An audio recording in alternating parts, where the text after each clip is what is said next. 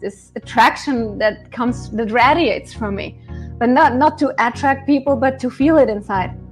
And this is how I started the journey. And this is actually how I thought, like, yeah, maybe that's not what I want to do. I should go for something else that will truly make me happy. Yeah, because, something that you've been doing all your life, damn near, and all of a sudden it's over. It could be because of injury, or it could be you just weren't good enough, or you didn't make the cut. It's very difficult, Exactly. And a lot of people, they don't, their sport is a part of their identity, but when you're doing it, you don't really think about it like that. You're just competing. And when it's over, it's over. Yeah. It's you run a program. Like you have to. You cannot think about everything all the time because there is danger. You overload your body constantly with everything. You just can't think about it. You have to go. But actually it's a good teacher because you learn that it's not always going to be simple in life, and you know how to push through. Yeah. So there's a pro and the con to it. Yeah. But one thing I like about athletics is, I use football like as an analogy when it comes to relationships. I tell a lot of guys, I said, if you were ever an athlete, well, you don't necessarily have to be an athlete, but if you look at a game of football, take that same energy that you had when you were on the field, or the energy that you see them have on the field, and apply that to your life. That's how much it's going to take for you to really get what you want and live the life you want. And it's going to take a lot of time, a lot of effort, and a lot of work.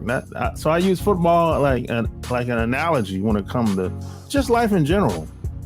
Perfect. You're absolutely right. So I can say that also as a Dream Life mentor, and from the coaching perspective and from the relationship perspective. If you want something to work, you have to put the energy in, because in life, it's all about energy, and the highest energy always wins. So if you want to win, then freaking get the energy going. Otherwise, you just end up like mediocre or losing. Losing, you still learn. You don't want to like learn all your life, even though you would, but you want this, like, I got it, I got there, I feel the happiness. That's what makes us continue, I think. Yeah, I agree 100%. So being that you're from Austria, what's, I guess, the dating scene like over there, in that part of the world? Because, I've never been there, so that's why I'm asking. Well, I guess it's the same like in the States. So I would say that we're kind of likewise, like the people from the United States. And it's not so much different like in the approach of dating.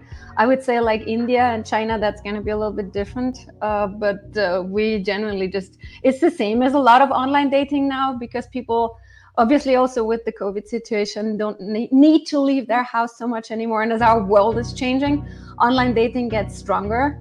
And apps get stronger, but it's still like, you meet on the app, and if you follow my advice, you don't stay there for very long. And then you go out and meet for a coffee or just a walk or something, and see if there is any connection with that person. And then you proceed or let it go, whether if you like it or not. Yeah, I think, I've traveled a bit.